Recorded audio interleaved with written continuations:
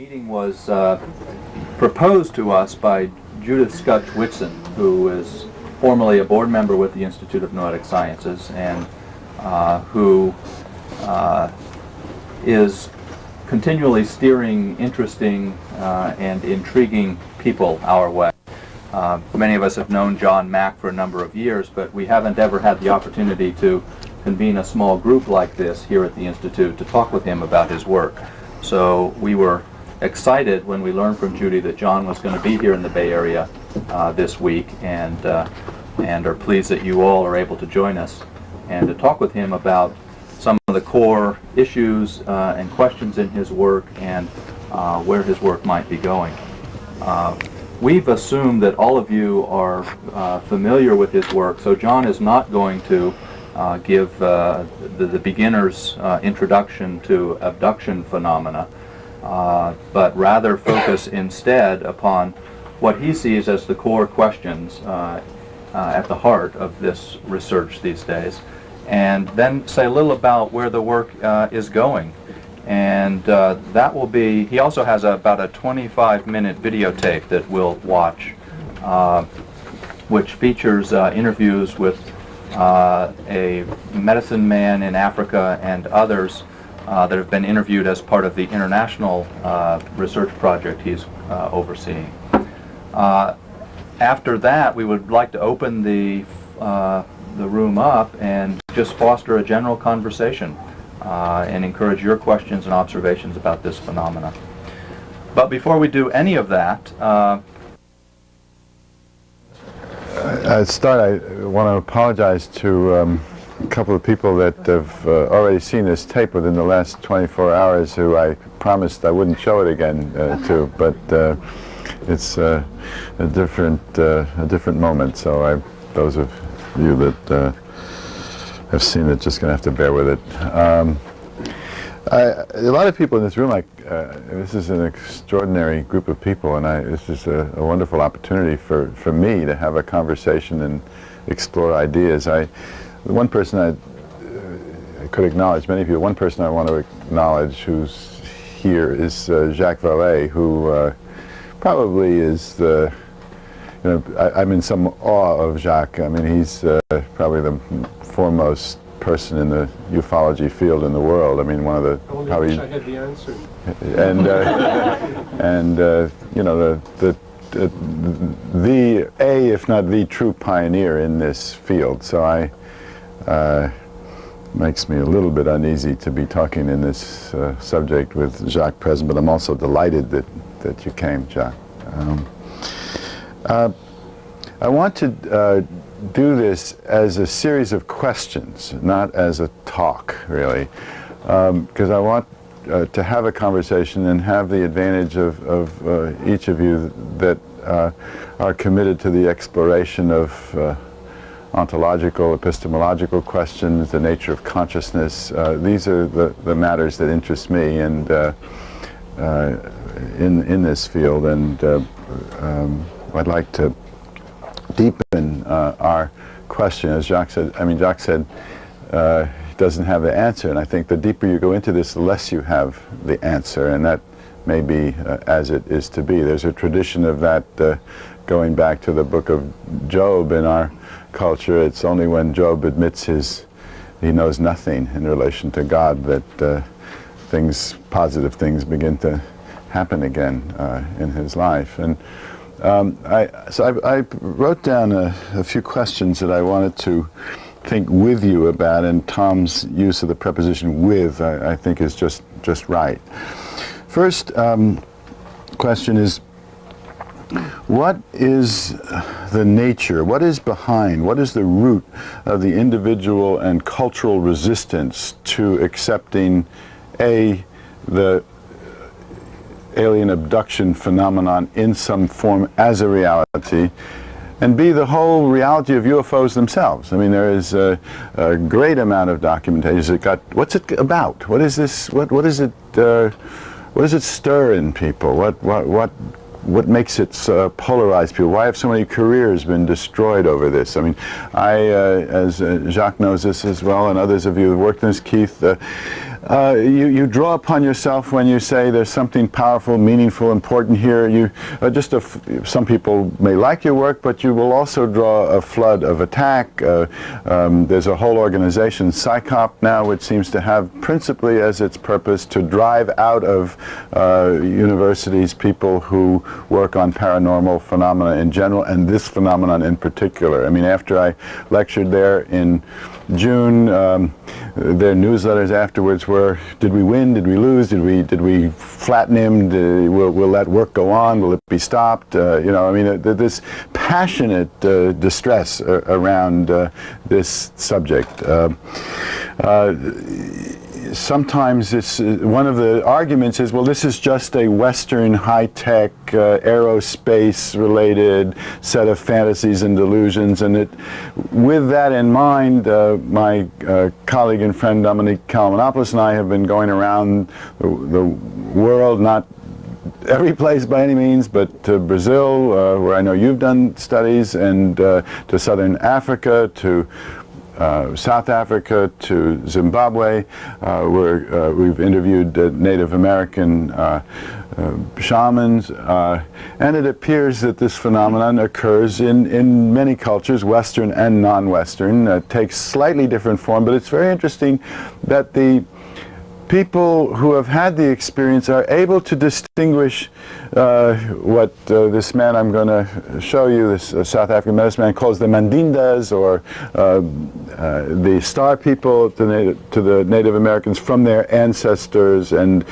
these mischievous characters have certain powers of their own, which are not just any old spirits, you know. They may be more open to visitors from another dimension than the Western mind is open. In that sense, they may be more. I mean, for example, this man didn't require any hypnosis or altered state. The memory of the experiences was vivid and powerful for him consciously all his life. One of the ways of dealing with the resistance is to see how does this phenomenon show up around the world. But what threat does this represent to us? The second question I wanted to ask is, let's say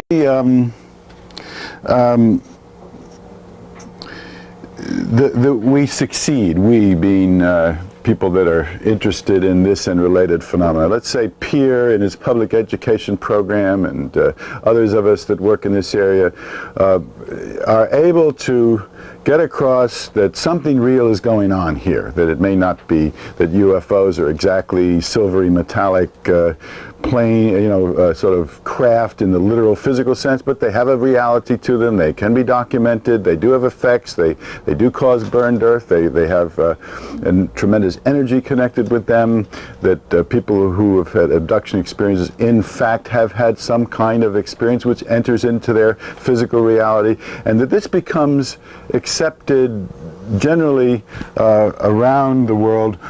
What would it mean if it's known to be real?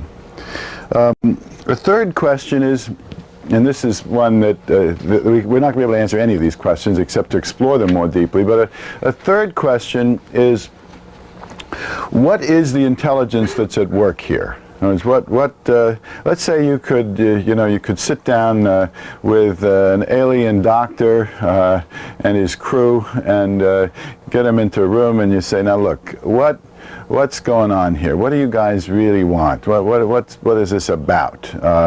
And now, obviously, we can't do that, so we have to infer from the effects, in other words, what the experience of the abductees is, what's communicated to them telepathically in the about the environment, whatever this hybrid program that seems to be a regular feature of it. But what's going on here? In other words, what's not so much the purpose of it, but looking into ourselves, looking into related phenomena, looking into the current situation in the world today. What's going on here? What does this intelligence seem to portend? What seems to be behind it? What is its meaning in not so much the impact? Because that's my fourth question. But what are its characteristics? I guess that would be the word. And then the last question is the question of meaning. In other words, what is its impact for us? What does it say about us? What do we learn about ourselves, about our own consciousness, our psychology, our identity? If it becomes established that there is some entities exist here, that we are, as the cliche goes, not alone. You know, it's a very different thing, and this comes up very often. People will say to me, well, you know, it's obvious with the vastness of the universe and all the galaxies, and that there must be other life out there. You know, that's even the most conservative person is willing to sort of theoretically argue that. It's a very different thing when somebody comes along and says, yeah, but they're here, you know, they come in this very odd form, and they have pear-shaped heads and big black eyes, or they come in these as luminous beings or reptilian beings, and they do these traumatic things, and they take people and they affect their bodies and their minds. Now wait a minute, prove that. I'm not so sure. You know, it's one thing to contemplate some kind of intelligence in the cosmos, or some sort of spirits or beings or even entities in the abstract, but when they cross over from the spirit world where they ought to stay and show up in our own, you know, it's a sort of what is it? NIMBY, not in my backyard. This is a sort of cosmic version of NIMBY. You know, they shouldn't move in quite this way. That seems to. What does it mean to if this and presumably many other potential life forms do exist in ways that gets through to our reality? What does this mean for our consciousness, our sense of ourselves? Does it expand us? Does it threaten us? Do we open to another dimension of ourselves in relation to other intelligences? What would it mean for us? So these are the questions I would pose. Now, I want to use the film to get into some of these questions more deeply, because the film is very concrete, and it's a crude, a rough cut, 25 minutes, which has two parts to it. Has 7 or 8 minutes of footage, which is not broadcast quality, but you'll you know, it's clear, of a South African medicine man by the name of Credo Mutwa. Now, Credo is a medicine man, Sangoma as they call it, a witch doctor, a term that they themselves use, and he's probably the leader, spiritual leader in many ways of the Zulu people throughout South Africa, a revered figure who's written books about the fate of his people. He's 73 now. He's been through every type of racial violence and nearly lost his life on several occasions. He's a profound thinker. He's a sculptor, and so his sculptures include metallic figures that look very much like the alien beings that are commonly seen in this country. I got to know Credo because we were on the same TV program together called Agenda, which is a kind of public television news magazine out of Johannesburg. I arrived with Dominique on a Tuesday night, and within hours I was in the studio and told that we were going to be interviewed about what we were doing there and the abduction work with Credo on a televised satellite hookup from Botswana and Mafeking, where his village was, and Credo talked about these beings coming and being known to his people for hundreds of years, these Mandindas, and when he heard me speaking about this as a Westerner who took it seriously and talked about the psychological and potentially spiritual meaning of it, he asked to see me, and so this was not part of the plan of the trip, and we went to see him in his village, where there were a number of his family around in this little hut, and he sits there like a kind of almost Buddha-like huge figure with a robe on tied together here, and he talked to us, as he said, for the first time about his abduction experiences, which consisted of a lifelong relationship with the Mandindas, and the most prominent of those experiences was an event that occurred in 1958 when he was 37 years old. He was in the bush, and suddenly, on a mining job, suddenly he finds himself in another environment, an enclosure. In that enclosure, there's a terrible smell, which is worse actually than I've heard from most abductees in this country, although a musty, dank smell is very commonly reported. This is worse. A number of beings around that he describes as having large black goggle eyes. He's put on a table. He's helpless, ashamed, because he is so helpless. He's a very strong, vigorous man, and he kept there's a quality in this communication that you'll hear which is important to sense that he's, here's this man, a leader of his people, who at the same time is describing what was for him a shameful experience in which he was helpless, but at the same time, as he talked with me later, he communicated with great power the information that these beings had given him about the fate of the earth and about what was happening to his people in Africa and throughout the world. But for him to talk about this as frankly as he did was, I think, an act of generosity on his part. Native peoples, when I ask them, why are you telling me this, they say, well, because they will say it's sacred, but they'll say it's important that the world stop arguing about this. Is important. These beings are trying to tell us something, and you must stop arguing about whether they exist or not and take this message back, Dr. Mack. But it's also therapeutic for him because he's been holding this for, I don't know, it started in his childhood, but this particular experience had occurred 37 years earlier, and he never talked about it, so he was expressing with great power that he was put on this table, this alien female came along, he was totally helpless, terrified, she mounted him, it was sexually shameful because he was out of control, and it was deeply troubling to him, but as I say, at the same time, this information came through in this telepathic way from her and from the other beings. Another abduction experience occurred in the 1970s. He'd been terribly stabbed in a riot in Soweto, was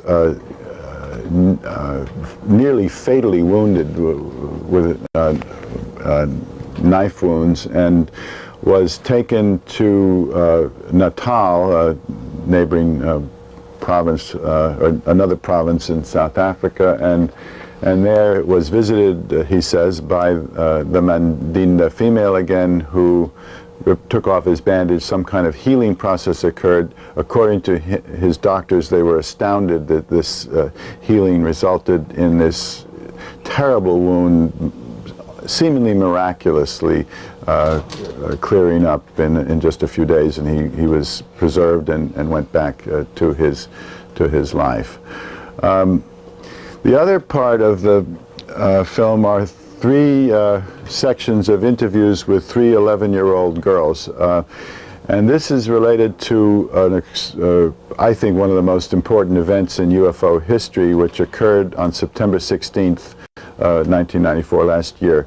What occurred was, after 2 days of sightings of objects in the sky and flashing lights recorded by the BBC reporter there, station chief in Harare, the capital of Zimbabwe, at 10 o'clock on the morning, Friday morning, at this school where these children were, 20 minutes outside of Harare, the older children who were monitoring the younger children noticed that the younger children were wandering outside the school perimeter. They were going further out of the schoolyard than they should have gone. So the older children followed the younger children to bring them back, and the younger children pointed in the field and said to the older children, "Look," and the older children saw this large UFO hovering above the ground and several smaller craft there and 2 or more alien beings there, and the children became very excited. All of them, 60 or more children, saw this, the ones who were out there. As happens so often, and Jacques and others may comment on this, there's always this irony of data.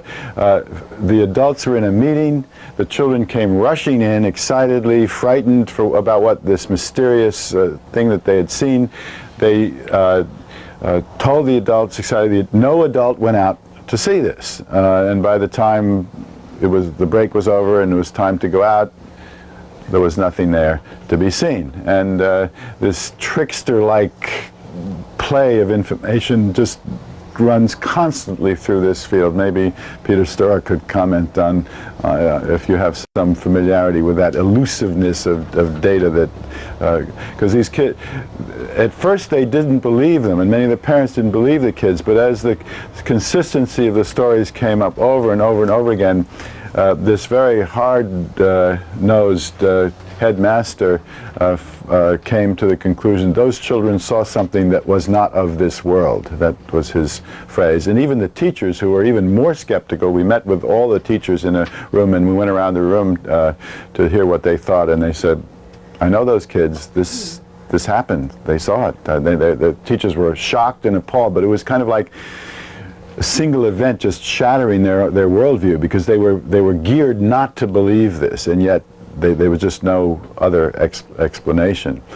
Now what you'll see is interviews with 3 11-year-old girls, 2 white girls, 1 black girl. This is a private school. The children it's not, like a crude school in the bush or something. They're very educated kids. It's in the English colonial system, left over from that, and a couple of the kids, not these, I would say to them, well, just to play the devil's advocate, I'd say, look, let's say that adults would, we'd say that one of you made this story up as a kind of prank, and you told your friends, and you sort of all thought it'd be a great trick to play on everybody that you saw this, and the kids would hear me and they'd think about it, and they'd say, well, yes, I suppose, but no, here's what I saw. And they would say their own first-hand experience, and which in a way illustrates one of the difficulties in this. We don't really, what I learn about this, I learn clinically. There may be physical findings, there may be corroborative marks on people's bodies, there may be independent observation that somebody is missing, and I have that in several cases, but what I'm forced to, and in a sense that's my strong suit, is to make a clinical judgment based on the relationship that I establish with, maybe you can comment on, because this is what you do in psychiatry, and the physical evidence, which is what people tend to concentrate on, and perhaps appropriately, is in my work secondary to the knowledge that is obtained from between 2 psyches, if you will, because and then I have to make a judgment based on my, is this psychosis, and how do we decide that? Is this some other form of trauma displaced onto UFOs or whatever? And I have, as everyone who knows my work, I've come to the conclusion, having gone at this from every possible angle I know how, I've not been able to come up with any alternative explanation. It is what it is, apparently, whatever that means, whatever the source of this may be. But again, as you hear these children, then you can make up your own mind whether you think they're putting you on or that they actually saw or experienced what they experienced. So we'll show the film, and then I tried to frame some questions for approaching the discussion, and I'd be glad to talk substantively about aspects of my work that I have not talked about if it's not familiar to you, but within the framework of these basic questions. Okay, so.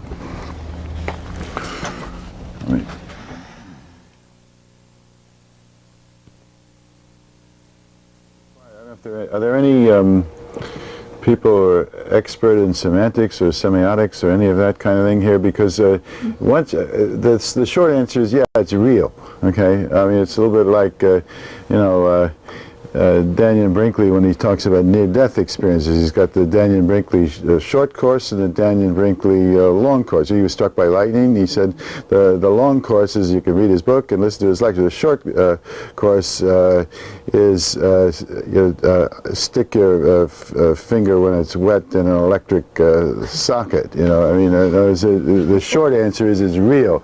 But then in the things you're saying, requires a very complex ontological discussion of real. Now, you started to define reality by things you can touch and feel in this Real physical simple, dimension. basic things. No, but you can't reduce it to that. That's the problem, though. You see, the problem we're having is that maybe we're trying to reduce it. And I'm not saying it's right or wrong. I'm asking you, what do you feel at this moment? If you had to cut it in a court of law and say it's as real as this person sitting next to me, or it's not as real as this person is, how would you answer a question like But now that? you're talking about how real in terms of Exactly. gradations of reality. If you're in as you yourself know, and other people who are students of Eastern philosophy and religion, in those cultures, this physical material reality is less real than other. Don't shake that off, because that's a legitimate ontological position. I would not argue that the stronger reality is that which the sensory motor apparatus can countenance.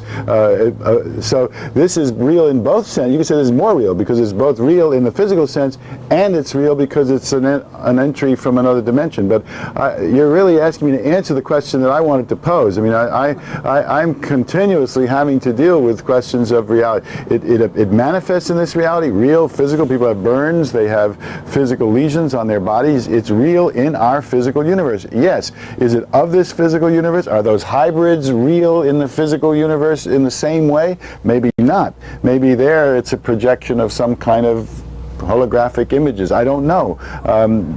Credo Mutwa talks about, you had mentioned smells. I mean, he's talking about powerful smells, terrible smells, vivid. I mean, he would say, you know, he would say, stop arguing about this. It's real. Let's get on with it, you know. But you know, I'm not saying that, but I'm saying, you know, perhaps we need to expand our definitions of real. But I'd like to hear some others' thoughts on because that's one of the questions I did ask is the question of well, that would be you know, the resistance idea. In other words, we don't want to accept it. The first question is, what is the resistance to accepting this as real and moving on? Yeah, Peter. Yeah, I'll comment on that. I think one answer has been given by the people on the TV that they're scared. And I think that mankind can justifiably be scared if they find that they're not supreme, that they're not alone, that they're vulnerable, can't protect themselves. That's what they feel. I also think that scientists, in particular, are very greatly threatened because you know, if there are other worlds, there are other civilizations, scientists should be the first to know about it, not the last to know about it. If they're the last to know about it, then they aren't doing their job. They are, not only will they, I mean, they will lose face, put it that way. So I think the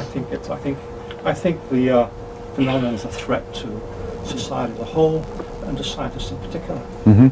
Okay. Other thoughts on this point? Another point? Other thoughts on this point before we... Yeah. I recall reading the letters of Freud to his fiancée before he became famous, and he was almost a heroic picture of what he thought a scientist would be. And he saw himself as coming out of this dark, religious, wishful thinking, and people whose data is distorted by their minds, and it was almost a heroic effort to be objective, and to not let oneself fall back into that religious morass. And I think that's one of the things that scientists fear about this, that it's a kind of retreat back to that kind of thinking which we've outgrown. Do you feel that way yourself? I feel, I feel that danger in myself that I would retreat to a what I consider a less reliable way of thinking than science. Okay. Andrew? Would you consider the testimony if you had 4 people from a family who are, Irish, Catholic, conservative, Republican, really well-adjusted, bucolic type of family, and they all had this experience at the same time, and they all turned out to be everything from federal judges to self-made multimillionaires. If they came in front of you and said, "This is real," would that make it more real for you? You asking me? I don't have a problem with this being real. My problem is the ontological question of what do we mean by real? How do we decide what's real? What's what I call the politics of ontology, which is who determines in a culture what's real, or the methods by which we discover what's real. I mean, I also have a phrase I've used recently because I guess this kind of goes out of some of the heat of my battles, which I call ontological totalitarianism. In other words, that means where not only does certain limited number of people decide, but then they aggressively impose their view of reality upon the rest of us. And I found, I guess because I've been the object of it, that I've had to invent a term for it in a certain sense. John? Yeah. Were there traces of the site? What was the site like? We went out afterwards there, and there were traces, and there was a place where the leaves and the grass seemed to be burned, but it was several days later, and then we saw other places that it wasn't really clear-cut like some of the burned areas that I've seen. Dwayne?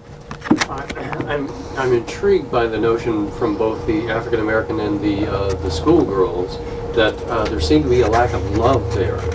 And one of my sort of operating assumptions about the nature of reality out of the perennial wisdom is that love is there at the foundation of the universe.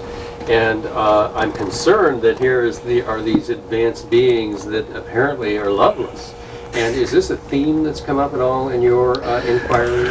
Well, there's no statement you can make about the abduction phenomenon that you can't find a contradictory statement. For instance, the beings treat us coldly, lovelessly. They look upon us as specimens. They have no caring for us. And others, I've never felt such an intense bond as I have with these beings. I've never felt so intensely loved. They look at me, it's as one woman said, 50 times stronger than any bond or connection I have with any earth person. And then I could say a lot more about the context in which these different experiences occur. But if in fact, and I'm going way ahead of like what you could call data here, but if in fact there is some joining or connecting of another race, species, from another dimension, whatever, wherever it comes, with us, the nature of that relationship is filled with paradox, complexity, differences in to make analogies always about the way we have relationships here when you're dealing with species across some kind of ontological divide. The forms and the paradoxes are just extraordinary, and that's one of them. I mean, she says they lack love. Well, you can't generalize because Liesel says they don't have love, that there's no love. I mean, it's her experience, and a lot of other and people who've had encounters will say that. Yeah, well. Seems to me in any kind of perception, it's always a combination of what the perceiver brings and what's there. And as I understand it, these experiences are reported, some positive, some more negative. They seem to be of different sorts. And I'm wondering if there's any data that connects personality characteristics of the perceiver with the reported experience. With the nature of the reported experience, whether it's positive or negative, or loving or non-loving. To back up a little bit, before you get to that question, there are many studies of the personality characteristics of abductees, none of which has to date yielded any consistent pattern. That is, they're more fantasy prone? No. They're more gullible? No. Some of them seem to be more psychic, but that may be, seems to be a product of it, just like people who had near-death experiences end up having a certain kind of expansion of consciousness, a certain capability for precognition and psychic abilities, but there's no evidence that they had that before they had their near-death experiences. So as far, there's no formal study of your question, but I strongly subscribe to it from my own, and this was, again, this would have to be called anecdotal experience. By the way, anecdotal is a funny word. You know, it's so many words that we kind of have value attachments to, good and bad. I found I've had to completely rethink and deconstruct. Take the term anecdotal when it's used by my critics, okay? What they mean by anecdotal is it's something you learn from another human being. That's what they mean. It's a story. You talk to somebody, they told you something happened to them, that's anecdotal. As opposed to what? You know, you had the experience yourself. No, that would be anecdotal too. That would be your anecdote. But no, it would have to do with a separateness between, I think, the observer and the observed, so that you would have a formal study in which you had some, you know, that you could measure something, but a narrative is all narrative. Anyway, so this is anecdotal. I think that's profoundly so. In other words, if you take abduction, well, the MIT conference proceedings just came out. We call it the MIT conference. MIT did not sponsor this conference. It was held at MIT, but it's known as the MIT conference. And Eddie Bullard did a survey of abduction researchers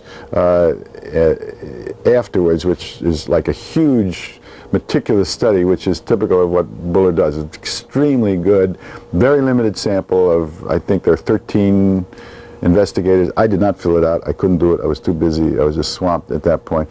And he gets, you know, remarkable consistency among the investigators in terms of the way the beings look and the missing time and the different qualities and features. It's remarkably consistent, considering that you're dealing with something which is so potentially subject to distortion and variability. Having said that, however, when it comes to what I think your question implies, which is, does the quality and evolution of the experience vary according to who's doing the work? There, absolutely. And I want to hear you talk about this, not in terms of this, but just in psychiatry generally. Because, for example, people who are not trained in transpersonal psychology or are not particularly oriented spiritually in this, or are not particularly accustomed, as psychiatrists are supposed to be able to do, to be with somebody through the most horrendous, disturbing terror and anxiety, and feel obliged to be too sympathetic or too, you know, you poor thing, or, you know, whatever, rather than holding the space and carrying the person through the experience. When people that are not trained clinically, they tend, and this is often true of the pioneers that have come at this from some other discipline, because the mental health profession has avoided it, but they tend to do kind of old-fashioned trauma work. Oh, you poor thing, these terrible aliens with the big black eyes, and they're doing these rape-like things, and it's awful, and they're taking your eggs and your sperm and, you know, whisking you away without your permission, and so those people end up with an experience which is, they're cold, thoughtless, negative, they don't care about us. When people like Yvonne Smith in California, and I think I would be in this category, or kind of more in the sort of looking at this in a kind of larger consciousness dimension, and stay with people through the experience. The experience seems to transform the aliens who are traumatic and thoughtless and cruel in the early sessions become perceived, and in a more reciprocal relationship they come to feel they're part of some life-giving process. And this doesn't seem to be just the Stockholm effect. You know, the Stockholm effect, where the people who are hijacked in a plane that was it heading for Stockholm? I don't know, wherever it was going to go, and they come to out of terror they identify with the aggressors, and out of survival instinct they come to love their captors in the hijack. I don't think it's like that, because it has qualities of that, but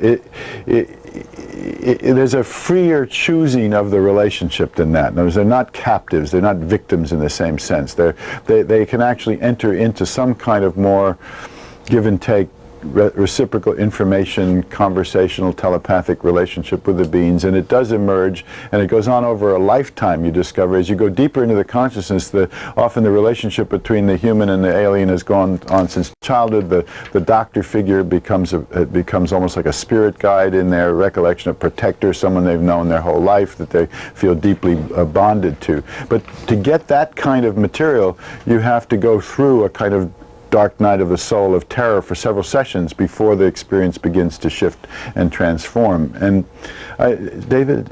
Well, there's a couple of things that I think are worth noting. One is just in the mundane realm, certain affective states are more or less mutually exclusive, and so if you're afraid, it's very difficult to perceive just mundane kindness, let alone love, human love, and then perhaps a more transcendent version of what we might call love.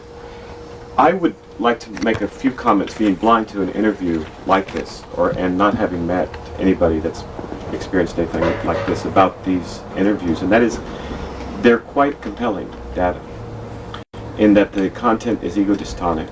There's no evidence of any kind of associated dissociative phenomena. There's no apparent secondary gain. And there doesn't seem to be anything in it for this gentleman to be telling you the story. And from a psychiatric point of view, he's not being led, and it's quite convincing. And the same thing I would say is true of the girls. And I would say that the amount of discrepancy there is between their accounts is to be expected regardless of what they were recounting. And so, for what it's worth, as a psychiatrist, I'd say that this is very compelling evidence that something is going on. So I just add my 2 bits in that way. Well, maybe with that, pick that up. I mean, you don't have to do this, but just as an exercise, that was my question number 2. If we can assume it's going on, it's real. We've moved on from the argument of, that you raised, is it real or not? But let's say in some way it is real. It's entering our world. Then what? So what? Okay. I mean, I don't mean so what, but so what? Then what does that mean for us? Yes. Well, the first obvious implication would be, we don't understand it. It's beyond our control. Physics can't explain it. Help! Help! Help! We're on a sinking ship. We're going to be doomed because we can't grapple with this tremendous problem. Therefore, we'll put our heads into the sand and it'll go away. And that's an obvious knee-jerk reaction to this, which I think we've had numerous experiences, and when anything new comes up that we can't deal with. You don't want to stop there, though, do you? No. The next thing is that that maybe this is something really new and old in the same time. New in the sense that we now, for some reason, are equipped with some relatively new ideas about science and nature, which seem to open up the door to multiple reality possibilities creeping in for the first time maybe in our history, through quantum physics, relativity, new ideas about even connections between mind and consciousness from Jungian psychology, new information about topoidal imagery from people who have studied ancient Buddhists and modern Buddhist practice. And that we're beginning this is an opportunity for us to deal with this phenomenon. It's really a rare opportunity. There's a third thought that's more frightening to me, though, and that is that there's real evil in the universe, and that maybe for the first time we're being slapped in the face to wake up to the fact that this is what God has been telling us all along, and we've been blindly going ahead and say, oh no, evil's what we make of the world. There's no such thing as a real evil force that can grab our souls, and all these old ideas. So I mean, there's three really pretty strong areas here, and I'm not sure I could argue effectively against any of those areas. Good. Okay. Anyone else want to pick that up? We've established it's David, right? David says, look, this is real. I mean, this is powerful. He's a psychiatrist. You know, psychiatrists really decide for us what's real anyway. We don't. And so this is real. Now what? Okay. What is that? What's any other? Fred started this. What? Andrew, you want to pick that up? Just as far as there's a lot of people who are in positions of considerable power and wealth and such who not only have nothing to gain by this, but have a considerable amount to lose, where their credibility in their industries or whatever would go down the tubes if people discover that they've had an experience with UFOs. So there's kind of a counter motivation to it. So I would agree with what you're saying. Well, I think he's assuming we've gone past that point. In other words, that these people can't knock it down anymore. That they've had to face it. You're sort of implying an answer to that, but not that they can't knock it down anymore. The psychiatrists have declared this is not psychiatric and it's real. What would that be? How would that impact those people you're talking about? I think that they would determine what would be the overriding message. I believe from these beings is completely benevolent, and if they wanted to be malevolent, they could easily do that a long time ago. But being benevolent, they want the people who they've contacted to be as effective as they possibly can be to help create a solution for the environmental problems. And that may not be by coming out and saying you're an abductee. Keith? I've always thought that if that scenario comes true, that Carl Sagan would say that he was telling us all along, and that that would actually be convincing. He would actually convince the arbiters of reality that he had in effect been saying this all along with his novels and so forth, and that actually the debunkers would probably be able to claim that they had been predicting this in some sense, and they would be the interpreters of it. And that's what I think would I mean, if you want to speculate, that there in some way would assimilate it in the and explain it to us and present it to us.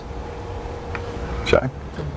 There are many semantic traps in this whole business, and I think one of them comes from confusing different levels.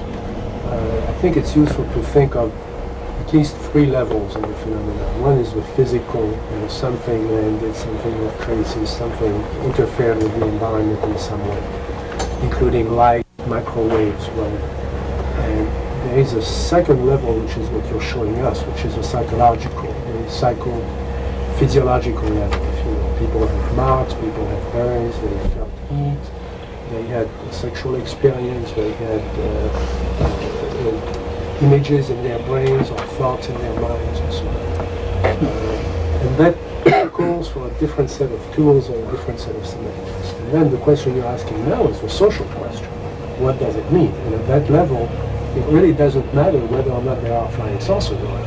I mean, if you can get enough people to believe that there are, which is something that an industrialist or a group of people could do, whether or not there are UFOs, then you're going to get certain impacts. Last year, 53 people committed suicide in Switzerland and Canada, members of the cult of the Solar Temple. Something that has not been mentioned in the American press is that the top level of initiation of the cult was meeting extraterrestrials.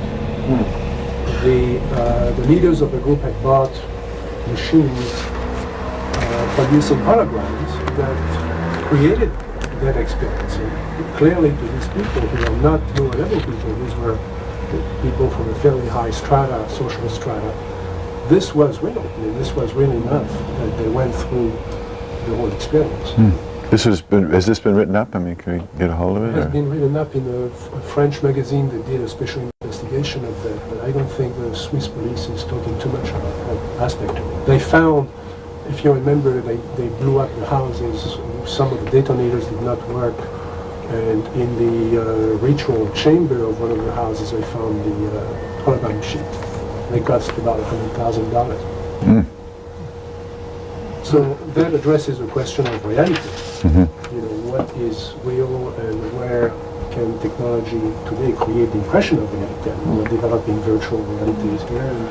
I mean, this relates to the question, I mean, if in fact, whatever this intelligence is, that's my third question, but let's say it has the capacity to grade or monitor or titrate or dose the intensity with which it is confronting us with its existence, say.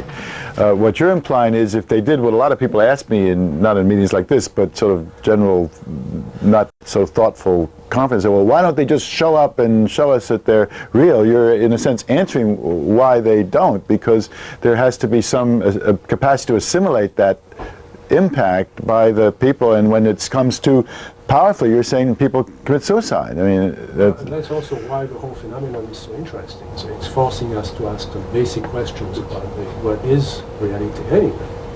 And the other thing where I would maybe take issue with what Fred was saying is that this is all new, but it's also very, very old. I mean, there are entire libraries written in Latin that address exactly this question.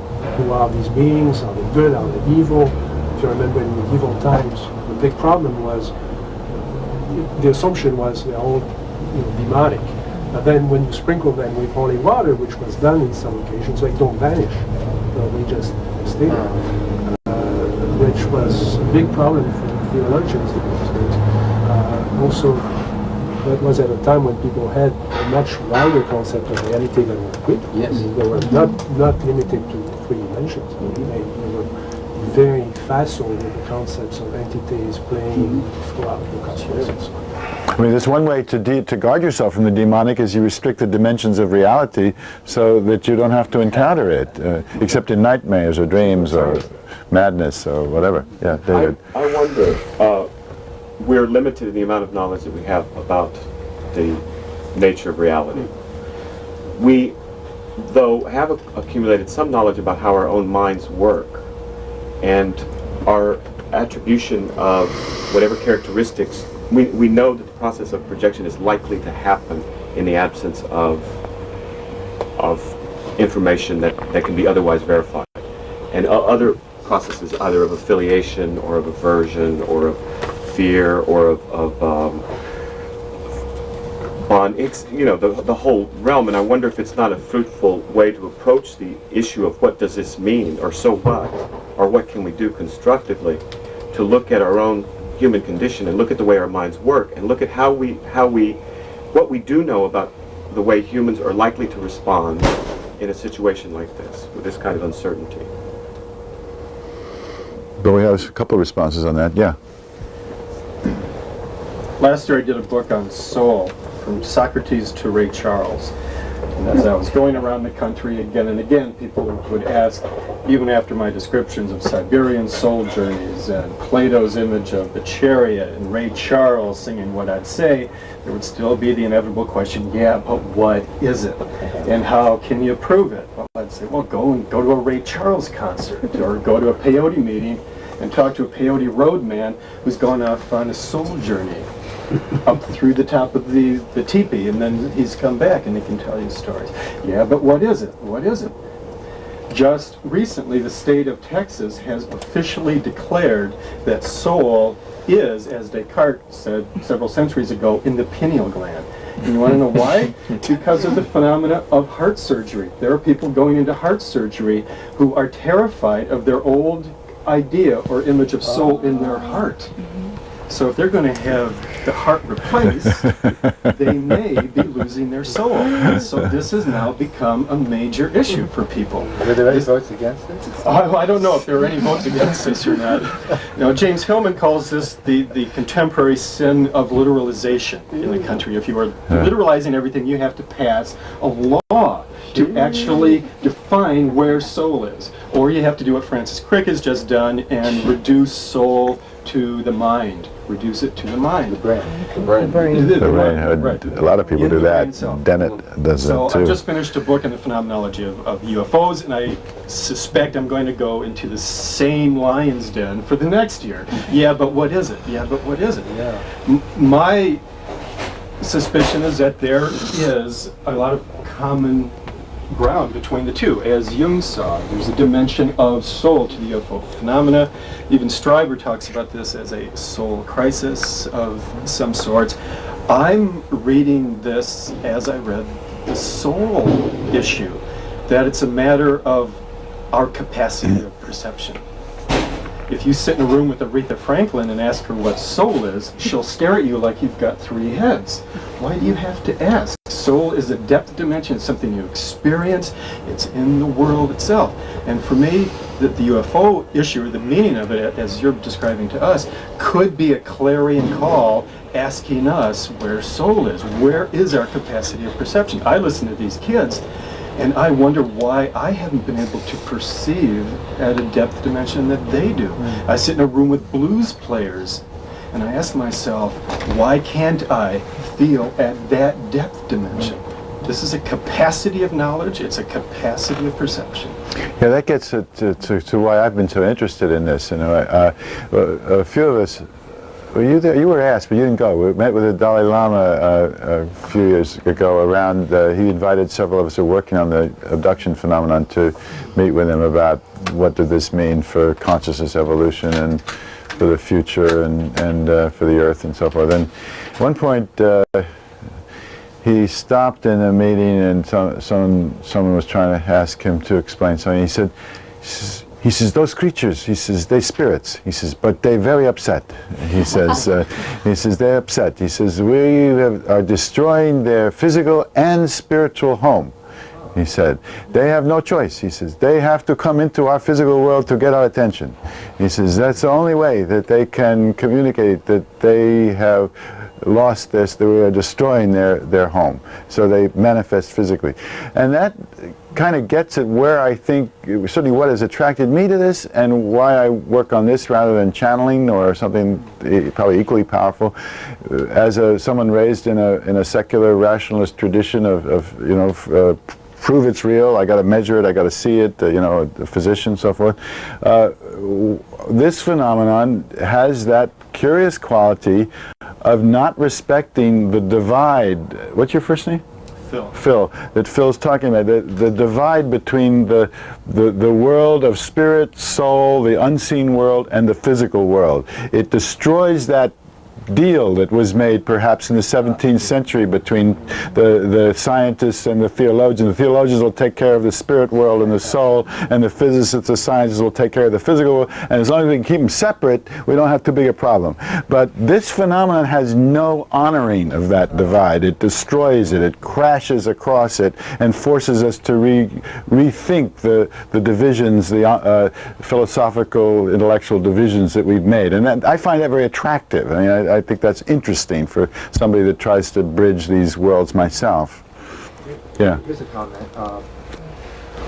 If you're going to bring metal, I did a book on faster than light. If you're going to bring metal excuse me, on what? I did a book on faster than light travel and such. If you're going to bring metal objects from other galaxies or planets, it takes an immense amount. It's almost impossible, basically. So the easiest way is just to bring your soul, just to bring your mind there. So I would imagine if any galactic beings would want to travel here, they would somehow use some soul technology rather than material technology. I think you just heard something invented here we've never heard on this planet before. Has anyone ever said soul technology before? Has that ever been, those two words ever been put together in quite that way?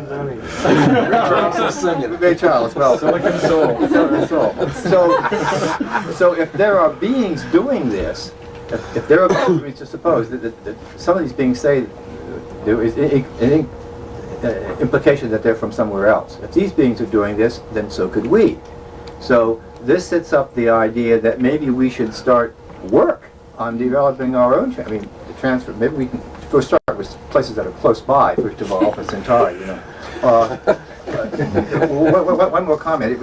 It was said that during the Second World War, that the biggest atomic secret that we gave to the Russians was the fact that it was possible to set off a bomb.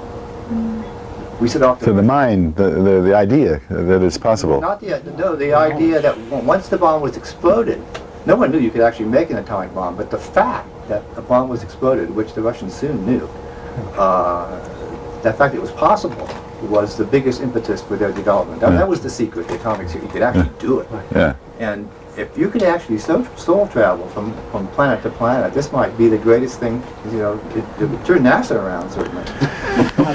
Jacques, when you were in Brazil, did you encounter, maybe it was before, this came later, but there's a man named Vera and a man, an American, it was Brazilian, and a man named Kevin de la Tour. They have something called the Institute of Projectiology in Rio. Have you heard of this? In which they actually do that. They actually train people to project their souls and spirits, and through meditation and through various technologies. I have a whole literature of this. And then they encounter their, you know, deceased mothers and the people that are out in the other realm, and they cross over the realm. And not like Bob Monroe, you know, with where they have all kinds of, you know, sort of more. I haven't been to the Monroe Institute, but it's more uses physical technologies for out-of-body experience. This is like moving your consciousness and soul, and how to be trained how to do that, to reach out into other dimensions. And you don't have to go to Brazil for that. I was telling you yesterday, there are people all over the place doing this sort of networking in their dreams and going out to galactic-sized warships and deconstructing them to protect the planet. Now, that's what they believe they're doing. Mm-hmm. The only thing I'm aware of is a failure of that. Ingo Swann claimed he was going to go to Mercury before the Mercury flyby. And he went there with his mind, and he described all these purple rays and all the sorts of things, and he failed to describe the one thing that the photograph showed that looked exactly like the moon. So I consider that a failure of astral space travel. Are we being a little reductionistic in terms of this travel and geography and moving across space, and like it's kind of... And the other thing, may I ask you to elaborate just a little bit more about what the Dalai Lama had to say, since they have worked on these kinds of technologies for many years. They say about what? I mean, he said a lot of things. Well, 3 days. He said that he invited... He invited 8 or 10 people. Peter Roysevich was one of them, who's a folklorist and who studied through history the different ways in which the perception of beings, entities, what you were talking about, varies according to the cultural set and the mindset that is going on. And it may be that one aspect of this, in terms of our side of it, is that we've reached a place where we can perceive vehicles in the air that have a concrete reality to it.